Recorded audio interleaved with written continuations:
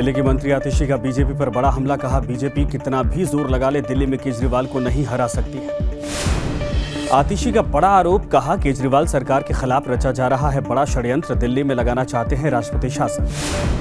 दिल्ली में अरविंद केजरीवाल की गिरफ्तारी का विरोध आप कार्यकर्ताओं ने बनाई ह्यूमन चेन, जेल का बदला वोट से पोस्टर लगाया।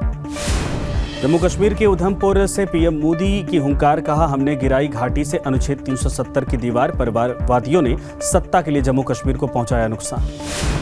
भ्रष्टाचार के खिलाफ पीएम मोदी की चेतावनी, एक इंटरव्यू में बोले हक छीनने वालों पर नहीं रुकेगा एक्शन, चुनाव से पहले ही विपक्ष ने मानी हार। केंद्रीय मंत्री राजीव चंद्रशेखर का विपक्ष पर वार, कहा कांग्रेस ने देश के लिए कुछ नहीं किया, कांग्रेस के पास कोई विजन नहीं। लोकसभा चुनाव के लिए बीएसपी ने जारी की एक और सूची, 9 उम्मीदवारों के नामों का ऐलान। आजमगढ़ से भीम राजभर को टिकट, घोषित से बालकृष्ण चौहान लड़ेंगे चुनाव। तमिलनाडु के पलायम, कोट्टई और कोयंबटूर में सभा करेंगे राहुल गांधी, सीएम एमके स्टालिन रहेंगे मौजूद।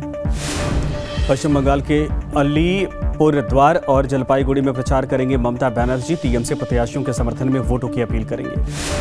ममता के दंगा की साजिश वाले बयान पर बरसे दिलीप घोष, पूछा मुसलमानों को देखकर ममता बनर्जी को क्यों याद आती है दंगे की। केंद्रीय मंत्री धर्मेंद्र प्रधान ने ओडिशा के संबलपुर में किया चुनाव प्रचार, पहली बार मतदान करने वालों से भी मुलाकात। बिहार के पूर्णिया में पप्पू यादव के घर पहुंची पुलिस, प्रचार वाहन को जब्त करने के लिए पहुंचे पुलिस, समर्थकों की भारी भीड़ हुई इकट्ठा। जेपी नड्डा ने पोर्ट ब्लेयर में जनसभा को किया संबोधित, कहा पीएम मोदी ने अंडमान के लोगों के लिए बनाए पक्के घर। एमपी के सतना में रक्षा मंत्री राजनाथ सिंह ने रैली को किया संबोधित, कहा भारत में राम राज्य का आगाज होकर ही रहेगा, इसे कोई नहीं रोक सकता। तेजस्वी यादव ने बीजेपी पर बोला हमला, कहा बेरोजगारी और महंगाई जैसे मुद्दों पर बात नहीं करती है भारतीय जनता पार्टी। राजस्थान के बीकानेर के चुनावी रैली में राहुल गांधी ने फिर खेला पिछड़ा कार्ड, बोले जिनके 50% आबादी उनके नहीं है सरकार। कांग्रेस नेता जयराम रमेश ने बीजेपी पर बोला हमला, कहा चुनाव में प्रमुख मुद्दे बेरोजगारी और महंगाई है, लोगों के रोजमर्रा के मुद्दों पर चुप है पीएम। हरियाणा के पूर्व गृह मंत्री अनिल विज ने की पीएम मोदी की तारीफ, कहा पीएम मोदी ने जो कहा वो करके दिखाया, पीएम मोदी जो कह रहे हैं वो उनकी गारंटी है। अमेठी में केंद्रीय मंत्री स्मृति ईरानी ने किया चुनाव प्रचार, कहा गंभीर परिस्थितियों में भी कांग्रेस का कोई नेता अमेठी में नहीं आया। हिमाचल के कुल्लू में बीजेपी उम्मीदवार कंगना रनौत ने किया धुआंधार प्रचार, लोगों ने जगह जगह किया कंगना का स्वागत।